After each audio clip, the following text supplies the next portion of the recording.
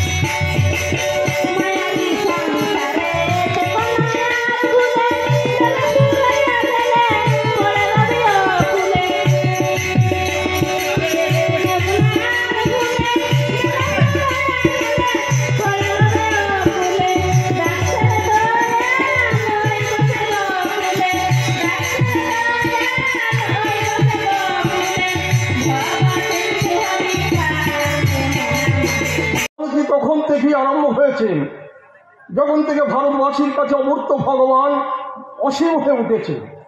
ঋষিবাদ যে ঋষিবাদের উপাসনা আরম্ভ হয়েছে। ভারত যদি ভবিষ্যৎ কল্যাণকে আহ্বান করতে চাও, তবে পূর্ব গুরুদের প্রতি শ্রদ্ধা সম্পন্ন হও, আর তাদেরই স্বীকার করো যারা তাকে ভালোবাসে। কারণ পূর্ববর্তীকে অধিকার করিয়াই পরবর্তীর আবির্ভাব। আমাদের পরম সৌভাগ্য শ্রী শ্রী ঠাকুর তিনি বৈশিষ্ট্যপালী। তিনি আর্য কৃষ্টি সম্বন্ধে আমাদের যে পথে যে দিগদর্শন আমাদের দিয়েছেন, দৈনন্দিন প্রাত্যহিক জীবনের প্রার্থনার ভিতর দিয়ে আমরা তা অনুসরণ করি। এবং যারা আমরা নিঃসংকোচে একটু ভক্ত প্রবণ হয়ে তার সেই অনুশাসন আশীর্বাদ, একজন দাদা বলছিলেন ঠাকুরের অনুশাসন মানে আশীর্বাদ, সত্যি করেই তাই। যদি সেই অনুশাসন আমরা নির্দ্বিধায় নিঃসংকোচে মেনে চলি, তাহলে তার যে অযুত আশীর্বাদ আমাদের উপরে বর্ষিত হবে, এ বিষয়ে কোনো সন্দেহ নেই। শ্রদ্ধ মাইকটা একটু জ্ঞান বাড়িয়ে দাও, বেশটা রেখে গেটটা বাড়াও, টিউনটা ঠিক করো। আমার উপস্থিত এই সভায় উপস্থিত আছেন এই হরিপুর আশ্রমের প্রতিষ্ঠাতা, সর্বজন বরেণ্য শ্রদ্ধেয় ব্যক্তিত্ব শ্রী বিভাসচন্দ্র অধিকারী। এই সভায় উপস্থিত হয়েছেন মহামান্য মাননীয় বিচারক জাস্টিস নাকি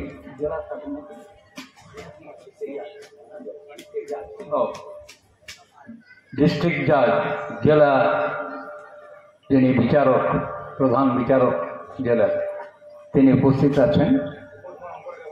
এখানে উপস্থিত আছেন বরেণ্য ঋত্বিক দেবতা মণ্ডলী, আমার কল্যাণময়ী মাতৃমণ্ডলী, শ্রদ্ধেয় দাদারা, মায়েরা, হরিপুরের প্রত্যেকটা অধিবাসী বৃন্দ, যারা পরম সৌভাগ্যের অধিকারী এবং তাদের সঙ্গে তাদের পদাঙ্ক অনুসরণ করে আমরা হাজারো হাজারো মানুষ পুরুষোত্তম চরণ ধূলি রঞ্জিত এই হরিপুর ধামে আমরা সবাই উপস্থিত হতে পেরেছি। এই ধুলো আমাদের প্রত্যেকের মাথায় নিয়ে আমরা আমি পবিত্র, আমি পবিত্র, আমি পবিত্র বলে এই মন্ত্রের সার্থক রূপায়ণ করবার জন্যে আমরা প্রত্যেকে এই মহাতীর্থে উপস্থিত হয়েছি।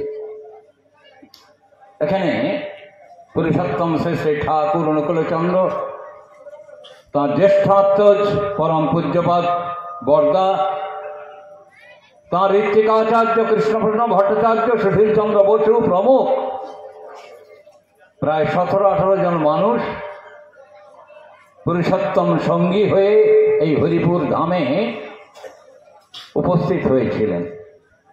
তিনি আশা প্রকাশ করেছিলেন এখানে একটা বড় আশ্রম হোক।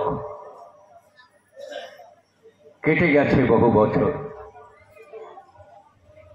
50 বছর 60 বছর কেটে গেল, কিন্তু সেই আশ্রম, তার কথা আমরা কেউ কানের দিয়ে শুনেছি, এদিক থেকে বেরিয়ে গেছে, ওদিকে বেরিয়ে গেছে। কানের এদিক থেকে একটা বলতে শুনে যদি ঢুকিয়ে দিই, এদিকে সোজাসুজি বেরিয়ে যাবে। ঠিক আমাদের জীবনে কথাগুলো, পুরুষোত্তমের কথাগুলো কানের এদিক থেকে ঢোকে, ওদিক থেকে বেরিয়ে যায়, কেউ কিন্তু ধারণ পালন করতে পারি না। সম্মানীয় বিভাসচন্দ্র অধিকারী পুরুষোত্তম শ্রী শ্রী ঠাকুর অনুকূলচন্দ্রের চরণাশ্রিত হয়ে কোন সৌভাগ্যবশত এই তীর্থ রচনা করার। শ্রদ্ধেয় এই মহতী সভার সভাপতি শ্রী বিভাসচন্দ্র অধিকারী মহাশয়, মঞ্চে উপবিষ্ট সম্মানিত গুণীজন এবং সামনে বসা বিভিন্ন জায়গা থেকে আগত সম্মানিত সুধীমণ্ডলী, আমার ধর্মতত্ত্বের খুব একটা গভীর জ্ঞান নেই, তবুও এখানে দাঁড়িয়েছি, দু একটা কথা বলে যাই। আমি নিজেও নিজের ধর্মটা ভালোভাবে পালন করার চেষ্টা করি, তা ধর্মতত্ত্বের উপর খুব একটা আমার জ্ঞান নেই, তবে দু চারটা কথা আপনাদের সামনে বলবো, যেটুকু আমি অভিজ্ঞতা থেকে বা পড়াশোনা করে যেটুকু সামান্য জেনেছি একটু আলোকপাত করব। দেখুন, এটা সম্বন্ধে কারো দ্বিমত নাই বা কোনো ধর্মেরই দ্বিমত নাই যে ঈশ্বর এক এবং অদ্বিতীয়, এটা সবাই মেনে নিয়েছে। আর আমরা সবাই চাইছি ঈশ্বরের নৈকট্য লাভের চেষ্টা করছি। তো এই ঈশ্বরের যে নৈকট্য লাভের চেষ্টা করছি, তাহলে হচ্ছে কি বিভিন্ন ধর্মের পথ বিভিন্নভাবে আছে, কিন্তু সবই এক জায়গায় সেই ঈশ্বরের নৈকট্য লাভের ইচ্ছা। যেমন ধরুন, আমরা হয়তো কলকাতা যাব, কলকাতা ট্রেনেও যাওয়া যায়, বাসেও যাওয়া যায়, হেঁটেও যাওয়া যায়, সাইকেলে যাওয়া যায়, প্লেনে যাওয়া যায়, এবং যে যার ইচ্ছা সেইভাবে যাবে পদ্ধতিগতভাবে নিজের ইচ্ছা অনুযায়ী, কিন্তু যাবে এক জায়গায়। তাহলে ব্যাপারটা দেখছি এক, যে ঈশ্বর এক, এবং সকলেই আমরা কার উপাসনা করব? ঈশ্বরের উপাসনা করব। আচ্ছা, ঈশ্বর যে এই পৃথিবীতে মানুষ সৃষ্টি করেছেন, তার একটা তো উদ্দেশ্য আছে। যে কোনো মানুষ বা যে কোনো লোক যদি কোনো জিনিস তৈরি করে, তার একটা উদ্দেশ্য থাকে। তাহলে ঈশ্বর বা আল্লাহ যে আমাদের এই মানুষের সৃষ্টি করলেন, তার একটা উদ্দেশ্য আছে। তার উদ্দেশ্যটা হচ্ছে এই, যে আল্লাহ বা ঈশ্বর চাইছেন যে তোমরা আমার ইবাদত বা উপাসনা করবে। আর কি করবে? তোমরা আমি যে বিভিন্ন সময়ে যুগে যুগে যে নবী, রসুল বা মহাপুরুষ পাঠিয়েছি, তাদেরকে মেনে চলবে। তাহলে সমাজ ব্যবস্থাটা সুন্দর এবং শান্তিময়ভাবে তোমরা জীবনযাপন করবে। তাহলে যুগে যুগে ঈশ্বর কিন্তু বিভিন্ন সম্প্রদায়ের মধ্যে মহাপুরুষ পাঠিয়েছেন। সব মহাপুরুষই কিন্তু ঈশ্বরের পাঠানো এবং ভালো লোক, মহৎ লোক, এবং তারা এমন সব সুন্দর কথা বলে গেছেন। আমি কিছু কিছু পড়াশোনা করেছি, কোনো ধর্মে কোনো বাজে কথা কিছু নেই। সব আদর্শ মানুষের পৃথিবীতে কি করে হবে আর কিভাবে ঈশ্বরকে তারা লাভ করতে পারবে তার দিশা এক একটা পথ দেখানো হয়েছে। এবং আরও আমি দেখেছি যে কোনো মহাপুরুষকে কোনো দোষারোপ করেননি। আমাদের মানুষের মধ্যে দেখুন একে অপরের শুধু দোষারোপ করেই থাকি, কিন্তু এত যে মহাপুরুষ এসছেন আমাদের কোরআনের মধ্যে আছে যে 1,24,000 মহাপুরুষ বা নবী পৃথিবীতে এসেছেন, কিন্তু কোরআনের মধ্যে পরিচয় আমরা পাই 25 জনের, বাকিগুলো কোনো পরিচয় নেই। বাকিগুলো অন্যান্য ধর্মে যে সমস্ত এসছেন তারাই হবেন, আবার কে হবেন, এসেছেন তো তারা যুগে যুগে মানুষকে পথ দেখাবার জন্য এই সুষ্ঠুভাবে পৃথিবীতে তারা বসবাস করতে পারে, করে তারা ঈশ্বরের নৈকট্য লাভ করে পরকাল জীবনে যেন তারা সাফল্য লাভ করতে পারে, সেই জন্য এই পৃথিবীতে তার সৃষ্টি হয়েছে। তাহলে আমরা যে এখানে এসছি, আমাদের এখানে কিন্তু একটা কারাগার স্বরূপ ঈশ্বর কিন্তু এখানে পাঠিয়েছেন আমাকে পরীক্ষা করার জন্য। কেন এই মানব জীবন কিন্তু এখানে কঠিন। এর কারণ হচ্ছে এই ভালো মন্দের বিচার তো ঈশ্বর আপনি করবেন, আপনার কর্মেরই তো বিচার হবে, আপনার কর্মের ভালো মন্দের বিচার হবে। তো এই জগতে আমরা এসে যেভাবে আমরা যে কর্ম পাবো সেভাবে কর্ম ফল পাবো, কর্মের ভিত্তিতে আপনি সেদিন ঈশ্বর কিন্তু বিচার করবেন। তা আমাদের এখন বর্তমানে হয়েছে কি, যে বর্তমান আমাদের এই ভারতবর্ষের যে অবস্থা, তাতে মহান নেতার খুব অভাব, ধার্মিক নেতার খুব অভাব। আমরা ধার্মিক বলে দাবি করি, কিন্তু সত্যিকারে আমরা ধার্মিক হতে পারিনি। আমি মুসলিম বলে দাবি করি, কিন্তু সত্যিকারে মুসলিম হতে পারিনি। আমি কেউ হিন্দু বলে দাবি করছেন, কিন্তু কেউ হিন্দু হতে পারেননি। কারণ যেভাবে গাইডলাইন দেওয়া আছে সেইভাবে আমরা আমাদের আচার আচরণ করছি না, বা জীবনকে সেইভাবে আমরা পরিচালিত করছি না। আমরা খেয়াল খুশি মতো যখন যেটা ইচ্ছা আমি তাই চাচ্ছি, যেটা নির্দেশের ব্যতিরিকে আমরা চলছি, যেটা কষ্ট সেটা আমরা করছি না, যেটা সহজ আমরা সেটা ধারণ করছি। কিন্তু অ্যাকচুয়ালি আমরা যদি সত্যিকারে ধর্ম পালন করে থাকি, তা আমার তো মনে হয় যে কোনো ধার্মিক লোক কোনো খারাপ হতে পারে না, সে যে ধর্মেরই হোক। এবং এই পৃথিবীতে আমি যেটুকু দু একটা ধর্মগ্রন্থ স্টাডি করে দেখেছি যে মানুষই সব, মানুষের যদি কিছু কল্যাণ আপনি না করতে পারেন আপনার কোনো পথ নেই, কিছু নাই। মানুষই সব, মানুষের জন্য আপনাকে প্রার্থনা হচ্ছে, মানুষের জন্য সব কিছু করতে হবে। সেজন্য আপনি দেখবেন আমাদের দেশবন্ধু চিত্তরঞ্জন দাস কত একজন দেশপ্রাণ ভালো লোক ছিলেন, নেতা ছিলেন। তাদের জীবনী আমরা স্টাডি করেছি পলিটিক্যাল সায়েন্সে, যে তিনি একমাত্র লোক যখন কংগ্রেসের প্রেসিডেন্ট হয়েছিলেন। এখনকার লোক ভাবতে পারবে সেই সময় মুসলিমরা একবারে লেখাপড়ায় পিছিয়ে ছিল, একবারে ছিল না, চাকরি বাকরিতে ছিল না। তো উনি সে কংগ্রেস অধিবেশনে পাশ করেছিলেন, ওখানে জানে না, তিনি বলেছিলেন, পাশ করে নিয়ে চলেছিলেন যে এখন 80% মুসলিমদের চাকরি হওয়া উচিত, এবং সেইভাবে পাশ করিয়ে বেঙ্গলে ফিরে এসেছিলেন। কিন্তু ভাগ্যের পরিভাষ 1 মাসের পরে উনি মারা যান, সেটা ইমপ্লিমেন্টেশন হয়নি। তাহলে তিনি কত বড় মহৎ, কত বড় মাপের মানুষ ছিলেন যে সেই সময় ওই জিনিসটা তিনি করলেন, যে তিনি সদর্পে বলতে পেরেছিলেন যে এখনকার যে অবস্থা, বর্তমান অবস্থার পরিপ্রেক্ষিতে তাই উচিত তাই করেছিলেন।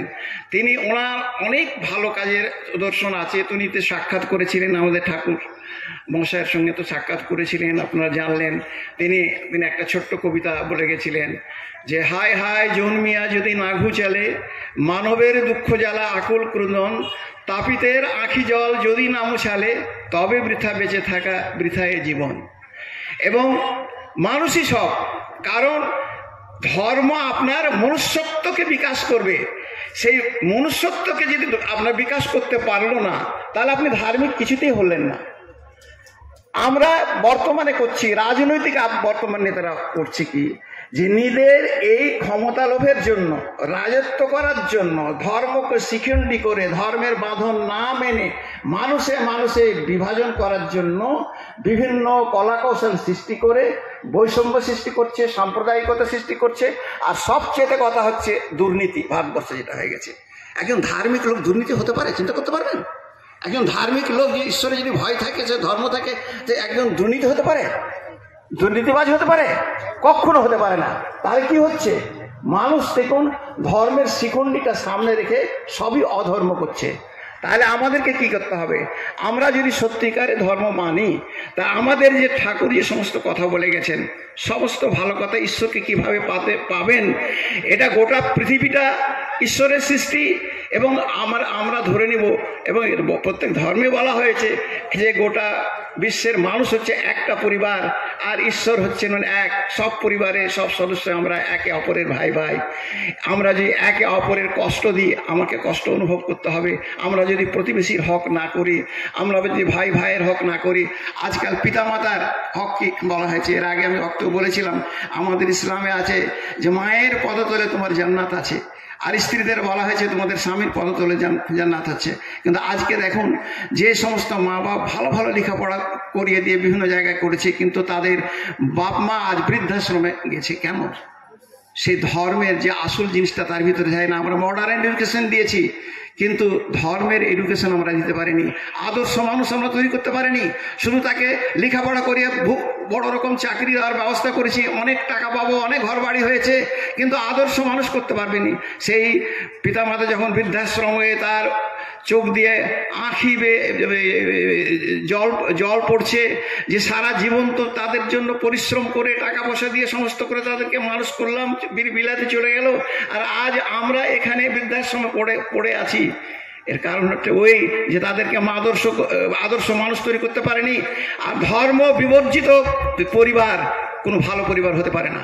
ধর্ম বিবর্জিত কোনো সমাজ কোনো ভালো সমাজ হতে পারে না।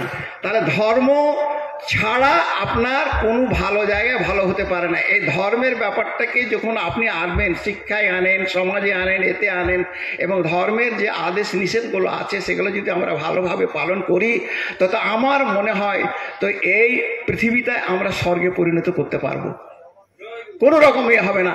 এবং আমাদের এক কবির ভাষায় এই মানুষের সেবার কথা আমি বারবার সে কথা বলি, যে এক কবি বলছেন, জায়নামাজের তসবিহ গুনে খোদ এলাহি ভুলবে না, আর মানব সেবার কুঞ্জি ছাড়া স্বর্গ দোয়া খুলবে না। তাই আমি শুধু এই কথাই আপনাদেরকে বলবো যে আসুন আমরা ধর্মের যে সমস্ত মহাপুরুষদের ঠাকুরের যে বাণীগুলো আছে, বাণীগুলো হৃদয়ের মধ্যে ঢুকে দিয়ে আত্মশুদ্ধি করে সেইভাবে জীবনযাপন করি, আমাদের আচরণ পরিবর্তন করি, তাহলে আমরাও এই পৃথিবীতে শান্তিভাবে থাকবো এবং ঈশ্বরের নৈকট্য লাভ করতে পারে আমরাও পরকালে কিন্তু সাফল্য লাভ করতে পারবো। এই বলে আমি সকলে মঙ্গল কামনা করে আমি আমার বক্তব্য এখানে ইতি করলাম। নমস্কার। একটু পরেই অর্থাৎ এখনই প্রার্থনা আরম্ভ হবে। প্রার্থনার পর কীর্তন সম্রাট ঠাকুরদাস মণ্ডলের কীর্তন আছে। সবাই শুয়ে থাকবেন না, আরাম করবেন না, এখানে এসছেন কিছু শুনবেন। আর আমি একটু সম্পদটাকে ছাড়তে যাচ্ছি, প্রার্থনাটা হোক, প্রার্থনাটা সবাই করুন।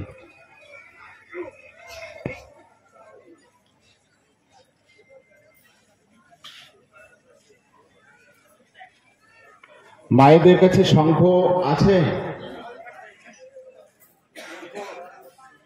শঙ্খ মায়েরা রেডি রাখুন। আমাদের প্রার্থনা 5:10।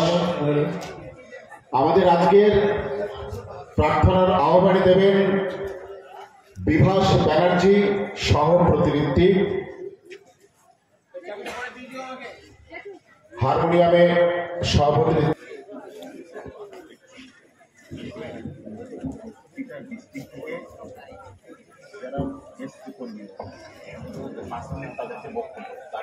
जिल्लाको ठुलो मान्छे हुनुहुन्थ्यो पदाधिकारी, उहाँ चाहिँ जो आफ्नो वक्तव्य दिएर जानुभयो।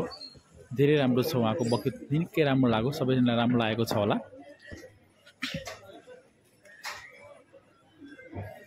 प्लिज मेरो युट्युब च्यानलमा नयाँ हुनुहुन्छ भने प्लिज सब्सक्राइब सेयर गर्नु होला। र आज ठाकुर बारमीमा महोत्सव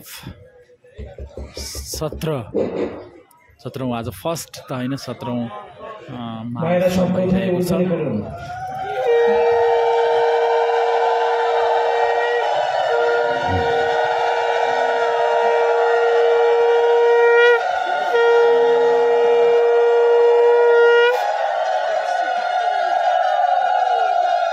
তমসার পার অচ্ছেদ বর্ণ মহান পুরুষ ইষ্ট প্রতীকে আবির্ভূত যদি বিদাচরণে তদ বসনতেই ব্রতী হয় জাগ্রত হও আগমন করো আমরা যেন একই অভিগমন করি একই উদ্দেশ্যে বাক কর্ম বিনিয়োগ করি এক নিরন্তরতাই সেই তাকেই যেন জানিতে পারে শ্রদ্ধানুসৃত আবুর্জমান ইষ্টক প্রাণ নাই একই মন্ত্রে একই মননে সমষ্টি উৎসার নাই বৈশিষ্ট্য পৌরণী এক চেতনাভিমন্ত্রণে সৃষ্ট হবি ও শ্রেষ্ঠ হব না সমানাকুতি ও সম্ভব হৃদয়ে জীবন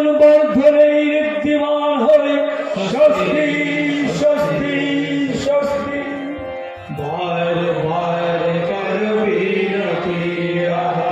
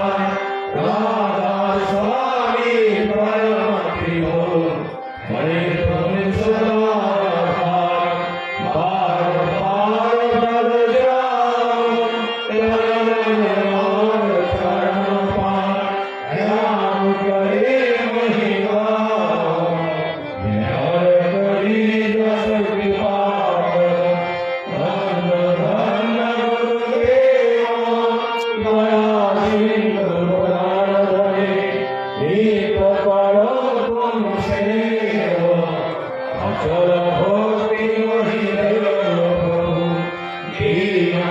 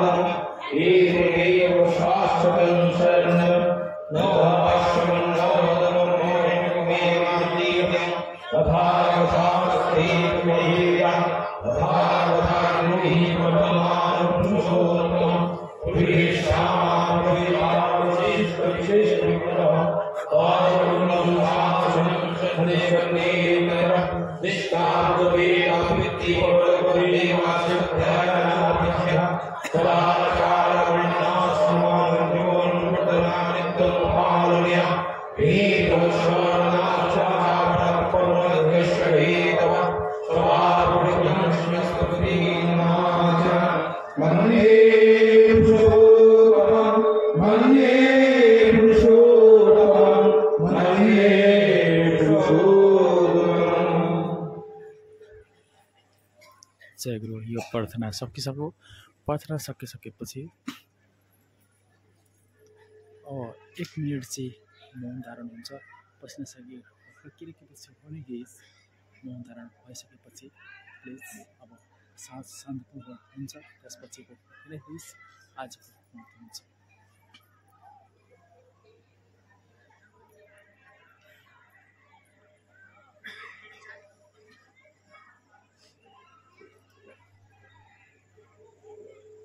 यसपछिको सिधा मन्दिर छ, त्यो मन्दिर पनि देखाउन चाहन्छु।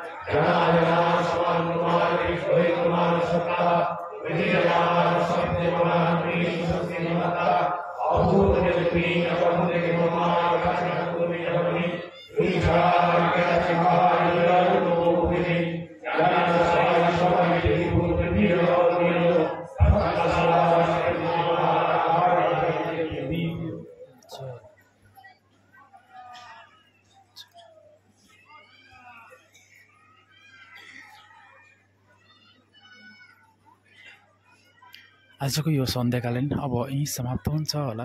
यी समाप्त भइसकेपछि तपाईँहरूको नेक्स्ट भिडियो पनि देखाउन चाहन्छु। बडा राति भोजनको अगाडि निकै राम्रो प्रस्तुति हुन्छ, त्यो प्रस्तुति तपाईँलाई फिक्स देखाउनेछु। यो बाजाका साथ अहिले निसकित गरेर मौन धारण गरिसकेपछि समाप्त हुन्छ आजको यस महोत्सवको।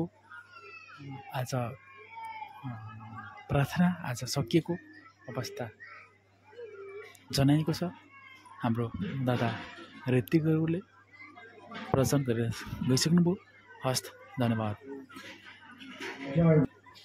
जय गुरु।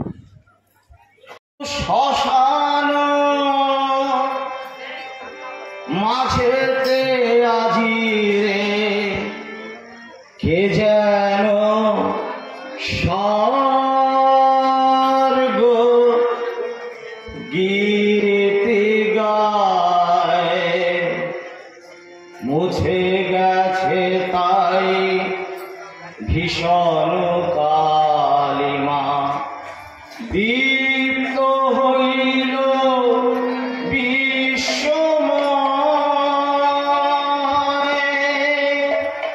মৃত্যু শ্মশান মাঝে আজিরে কে যেন সহযোগিতায় মুছে গেছে মার ভীষণ কালিমা। দীপ্ত হইল বিশ্বময় মৃত্যু শ্মশান মাঝে আজিরে কে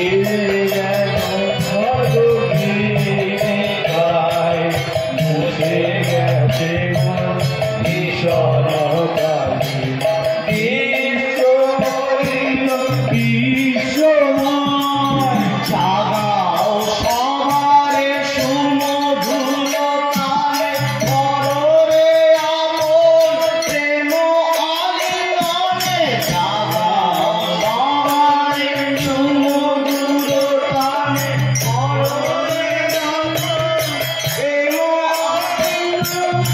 আপন বিলায়ে শিখাও জগতে জীবন মুক্ত কেমনে হয়। আপন বিলায়ে শিখাও জগতে জীবন মুক্ত কেমনে হয়। গাওরে সকলে রাধা রাধা বলে নিখিল বিশ্ব করিতে জয়। দীপ্ত তোমরা অমর ভক্ত নাই রে শঙ্কা নাই রে ভয়। গাওরে সকলে রাধা রাধা বলে দীপ্ত বিশ্ব করিতে জয়।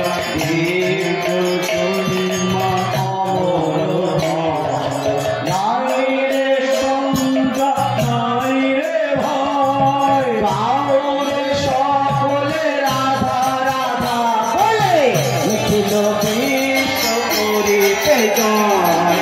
দীপ্ত তোমরা অমর ভক্ত নাই রে শঙ্কা নাই রে ভয়। গাওরে সকলে রাধা রাধা বলে নিখিল বিশ্ব করিতে জয়। দীপ্ত তোমরা অমর ভক্ত নাই রে শঙ্কা নাই রে ভয়। গাওরে সকলে রাধা রাধা বলে নিখিল বিশ্ব করিতে জয়।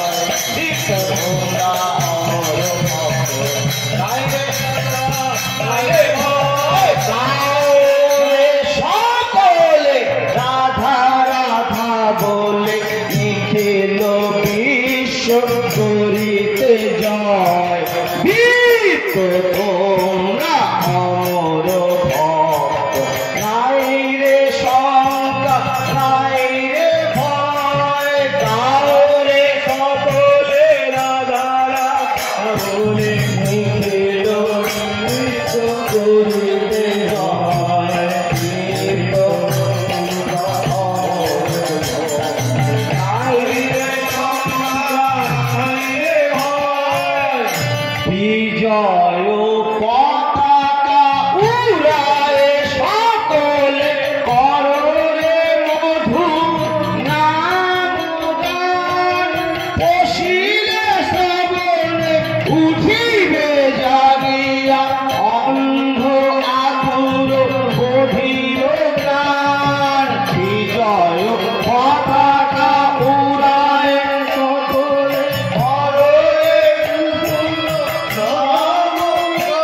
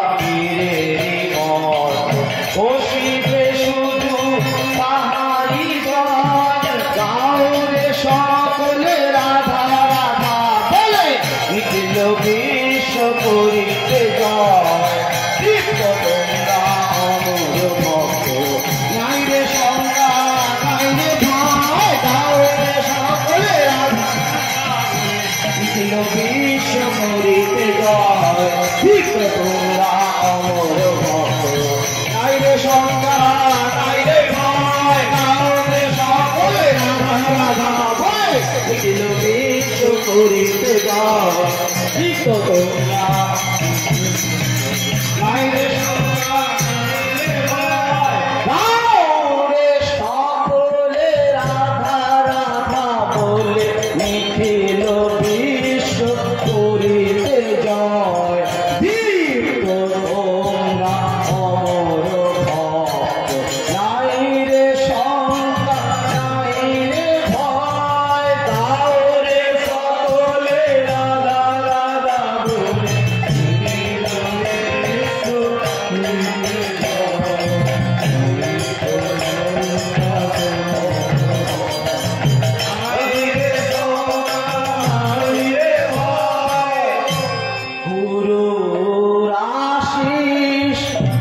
হৃদয়ে ধরিয়া সাজরে আজিকে বীরের সাজ প্রেম সিন্ধু উঠু উছলি তোমাদের এই পরম মাঝ গুরু আশিস হৃদয়ে ধরিয়া সাজরে আজিকে বীরের সাজ প্রেম সিন্ধু উঠু উছলি তোমাদের এই পরম মাঝ গুরু আশিস হৃদয়ে ধরিয়া সাজরে আজিকে বীরের সাজ প্রেম সিন্ধু উঠু উছলি তোমাদের এই কোটি দারে দারে গেছে দেবে দেশে ডুবাও সবারে নামৃত রসে কোটি দারে দারে দেশে ডুবাও সবারে নামৃত রসে ছুটে যাক সবে নিত্যানন্দ ধামে যেন প্রণামেতে ডুবিয়া হয় কোটি দারে দারে